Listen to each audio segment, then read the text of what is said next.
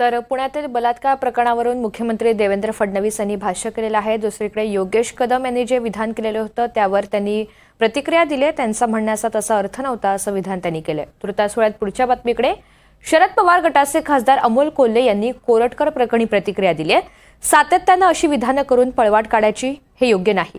माननीय मुख्यमंत्र्यांचा मी हस्तक आहे असं वाक्य त्या क्लिपमध्ये असल्यामुळे मुख्यमंत्र्यांची ही नैतिक जबाबदारी आहे असं अमोल कोल्हे यांनी म्हटलंय।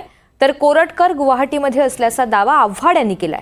कोरटकर राहुल सोलापूरकरला जोपर्यंत मार देत नाही तोपर्यंत शांत बसणार नाही असा इशारा सुद्धा जितेंद्र आव्हाड यांनी दिला।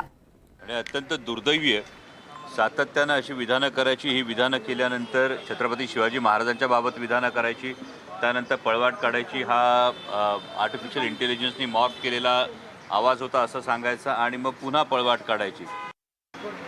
महाराष्ट्राच्या या महापुरुषाबद्दल कोणीतरी टिंपाट सोलापूरकर, कोणीतरी टिंपाट कोरटकर येतो आणि बोलतो आणि आम्ही हाताची घडी तोंडावर बोट ठेवून गप्प बसला होता। आम्हाला लाजही वाटत नाही की ज्यांच्यामुळे आज आम्ही जगतो, ज्यांच्यामुळे आज आमचं नाव आहे, ज्यांच्यामुळे आमचा महाराष्ट्र ओळखला जातो, त्या मातीशी बेईमानी करत